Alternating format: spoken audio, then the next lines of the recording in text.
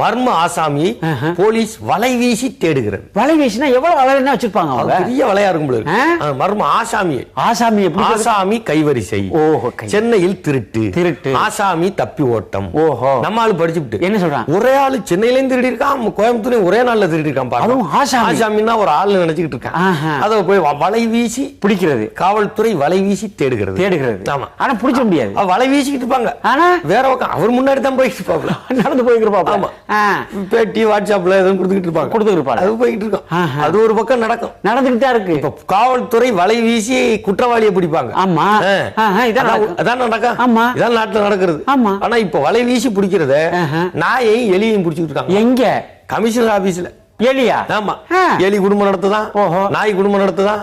இப்ப நாயெல்லாம் வந்து வலை வீசி பிடிச்சாங்களா? வலை வீசி பிடிக்க தூண்டில் போட்டு பிடிச்சாங்களா? சுருக்கு வச்சு பிடிச்சாங்க. எனக்கு என்னமோ அது ஏதாவது கம்ப்ளைண்ட் கொடுக்க போயிருக்கோம், அது வாங்குறதுல ஏதாவது சிக்கல் நடந்திருக்கான், அங்கேயே குடும்பம் நடத்தி இருக்கு. அது உனக்கு தெரியும், நமக்கு தெரியுமா? ஆமா ஆமா. அது அங்க போய் குடும்பம் நடத்தி அதெல்லாம் இருக்குதான். அங்க குடும்பம் நடத்துறதுன்னா ஏகப்பட்ட செலவாகுமே. மேல கமிஷனர் ஆபீஸ்ல ஒருத்தர் ஒரு அம்மா என் குடும்ப பிரச்சனை சரி பிரச்சனை ஆயிடுச்சு அப்படின்னு கம்ப்ளைண்ட் கொடுக்க போயிருக்கு. எங்க?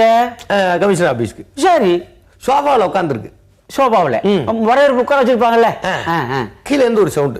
என்ன பிரச்சனை? சரி யாரோ கேக்குறாங்க போல இருக்கு. என் குடும்ப பிரச்சனை. சரி. உன் குடும்ப பிரச்சனைக்கு நான் குடும்பம் நடத்துறத ஏன் சிக்கல் பண்ற? என் குடும்பத்துக்குள்ள அப்படின்னு பொண்ணு புரியாம கீழே பாத்துருக்கு. கீழே சோபாக்குள்ள 3 எலி குடும்பம் நடத்திட்டு இருக்கு. அதுக்குள்ள உன் குடும்ப பிரச்சனைக்கு என் குடும்பத்தை ஏன் கலைக்கிற அப்படின்னு கமிஷன் ஆபீஸ்ல அது கம்ப்ளைண்ட். அஞ்சு கம்ப்ளைண்ட். ஓஹோ. ஒருவேளை சேஃப்டி அங்கதான் இருக்கலாம் போல இருக்கு. எந்த பிரச்சனையும் இல்லாம. சில பேர் சொல்றாங்கல்ல ஃபைல் காணவில்லை அப்படின்னு கமிஷன் ஆபீஸ்ல வச்சு இந்த ஃபைலை காணவில்லை சொல்றாங்க. இந்த எலிக்கும் அந்த ஃபைலுக்கும் எதுவும் கனெக்ட் இருக்குமோ? இல்ல. இந்த ஃபைல்லாம் வந்து குற்றவாளிகள் இருக்காங்கல்ல, ஆமா, அவங்களே எலிய கொண்டு உள்ள விட்டு இந்த ஃபைலை கடிச்சிரு. இருக்கலாம்ல.